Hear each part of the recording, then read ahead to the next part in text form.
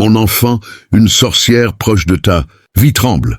Elle frissonne, désespérée, cherchant en silence un peu de répit et implorant la miséricorde. Car au plus profond d'elle-même, elle sait que quelque chose ne va pas. Sa santé s'effondre plus vite qu'elle ne peut la contrôler, plus douloureusement qu'elle ne peut le cacher, et à un rythme qui la terrifie. Oui, elle le sent. Si ce n'est pas aujourd'hui, ce sera demain. Son heure approche. Mais qui est cette sorcière? Et surtout de quelle maladie mortelle souffre-t-elle? Car la vérité, mon enfant, est la suivante. Si elle ne souffrait pas en ce moment, c'est toi, élu de Dieu, qui porterait à sa place le fardeau qu'elle endure aujourd'hui. Mais comment cela s'est-il produit? Tout sera révélé dans ce message. Écoute. Bien, oui, c'est vrai, une sorcière dans ton entourage tremble. Elle gémit de douleur, vaque sous le poids de son propre mal et supplie le ciel de la délivrer. Mais toutes ces supplications, toutes ces larmes, toutes ces prières restent vaines. Rien ne fonctionne, rien ne s'apaise. Chaque matin, la douleur revient plus forte, plus lourde, plus insupportable. Et maintenant, dans le secret de son cœur, elle sait, elle comprend qu'il ne s'agit pas d'une simple maladie, mais d'un jugement spirituel. Elle a compris que si ce n'est pas aujourd'hui, ni demain, bientôt, que cette souffrance l'emportera. Et, étrangement, c'est ce qu'elle désire. Désormais la mort plutôt que de porter ce fardeau une minute de plus. Mais, avant que tu ne demandes, Seigneur, qui est-elle? Pourquoi souffre-t-elle ainsi? Sache une chose, mon enfant, une vérité que je ne peux te laisser ignorer. Si elle ne portait pas ce mal, c'est toi, l'un de mes élus, qui serait à sa place. Toi écrasé sous le même poids, toi pris dans le même piège. Mais cela n'est pas arrivé, et je vais te montrer pourquoi. Pour comprendre toute la vérité, je dois t'emmener là où tout a commencé, dans sa maison, une demeure sombre, penchée, aux murs fissurés, aux fenêtres recouvertes de tissu noir, couches de vieilles épingles rouillées. Aucune lumière n'y pénétrait. L'air y était lourd, imprégné d'odeurs de terre, humide, d'huile brûlée, de choses cachées et pourries. Des bocaux remplis d'os de plumes, de poudre maudite. Voilà le décor dans lequel elle a osé pratiquer un rituel interdit. Elle prit un bol de cendre, pas des cendres, ordinaire, mais celle d'une chose morte. Depuis longtemps qu'aucune main humaine n'aurait dû toucher. Elle lança la cendre en l'air encore et encore, murmurant des paroles que nul mortel ne devait prononcer. Et alors, la poussière s'éleva, tourna, se tordit, prit forme. Un nuage sombre naquisit des bras, des yeux, une fin ancienne, un esprit, endormi depuis des siècles, réveillé par sa folie. Mais cet esprit, lorsqu'il s'éveilla, eut faim, une faim dévastatrice. Pour l'apaiser, elle cria un nom dans l'obscurité, et ce nom, mon enfant, c'était le tien. Oui, elle osa prononcer ton nom, croyant livrer ton homme aux ténèbres pour détourner sa propre souffrance. L'entité se mit alors en marche. Silencieusement, elle traversa la nuit guidée par ton nom. Elle s'approcha de ta demeure, de ta porte. Tu dormais sans rien savoir, inconscient de l'ombre qui rôdait à quelques pas. Mais là, quelque chose se produisit, quelque chose que même les ténèbres ne prévoyaient pas. L'entité s'arrêta non par pitié, non par fatigue, mais parce qu'elle fut stoppée par une puissance plus grande qu'elle. Oui, mon enfant, elle ne pouvait franchir la limite que j'avais posée, car mes anges se tenaient déjà autour de ta maison.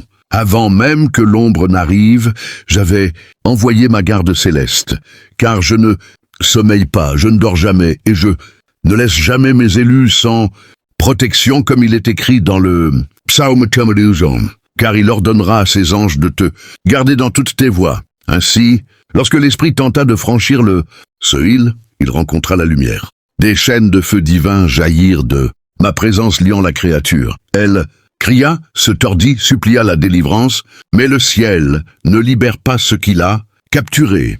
Et alors mes anges parlèrent d'une seule voix. Si tu dois te nourrir, nourris-toi de celle qui t'a appelé.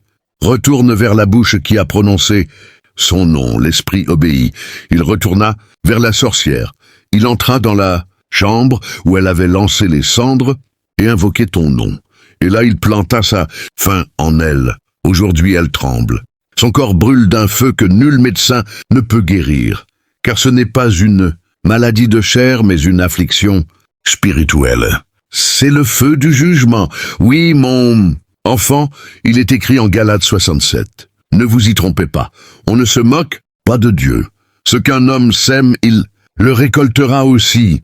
Elle récolte maintenant les fruits de ses propres ténèbres. Elle croyait dominer l'ombre, mais l'ombre l'a dévorée, car personne ne joue avec le sacré impunément. Et toi, mon enfant élu de Dieu, sois en paix. Tu as été épargné non par hasard, mais parce que ma main t'a choisi. Les ténèbres ont voulu ton nom, mais la lumière l'a sanctifié. Les anges t'ont protégé, et c'est pourquoi tu vises aujourd'hui sous le sceau de ma grâce, mon enfant. Son nom est le karma, la conséquence spirituelle de ses propres œuvres. La malédiction qu'elle avait tissée pour toi s'est refermée sur elle. La fosse qu'elle avait creusée pour ton âme est devenue la sienne, et le poids qu'elle avait façonné pour tes épaules est retombé sur sa propre tête. Oui, mon enfant, la maladie qui la dévore aujourd'hui n'est rien d'autre que la justice du ciel. L'obscurité qu'elle avait invoquée contre toi l'a enchaînée à son tour. Ainsi agit la loi divine. Ce que l'on envoie revient toujours à sa source. Mais toi, mon enfant bien-aimé, élu de Dieu, regarde-moi et écoute bien la vérité que je déclare sur ta vie. Tu es béni non à cause de ce que tu as fait, mais à cause de qui tu es pour moi. Ma bénédiction n'est pas simplement sur toi, elle est toi. Tu es choisi, distingué, séparé parmi la multitude. Quand d'autres voient des obstacles, moi, je vois des portes qui s'ouvrent pour toi. Tu es fort, bien plus fort que tu ne le crois, car ma force coule dans ton être. Tu es doué, porteur de dons que le monde attend encore de découvrir. Tu es précieux, plus rare que les pierres les plus précieuses, irremplaçable dans mon royaume.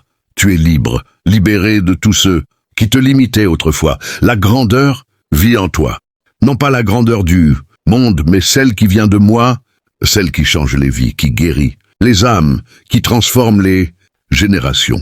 Car ton existence n'est pas un hasard, elle est une mission divine. Tu es sur le point de briller, mon élu. Prépare-toi, car ton heure arrive. Tu as célébré les autres, mais bientôt c'est toi qu'on célébrera. Ton temps d'être honoré est venu, fini les jours d'ombre et d'oubli. Tu passeras de l'arrière-plan à la lumière, du silence à la reconnaissance. Tu t'apprêtes à entrer dans la plus grande saison de ta vie. Avance, mon enfant, ton moment est maintenant. Et lorsque tout semblera incertain, souviens-toi, je suis en train d'orchestrer chaque détail de ta vie avec une précision divine. Je te prépare à une percée que tu n'as jamais imaginée. Ce qui vient ne sera pas une simple amélioration, mais une transformation totale, un témoignage vivant de ma puissance. Tu entres dans une nouvelle saison, l'ancien s'efface. Voici que tout devient nouveau. Ne méprise pas le processus, même s'il t'a semblé douloureux. Chaque étape, chaque épreuve, chaque tempête a façonné ta foi, car je t'ai modelé à mon image. Préparé pour la grandeur à venir, ma main est sur ta vie, indéniablement, puissamment, éternellement, et bientôt les gens verront la faveur divine reposer sur toi.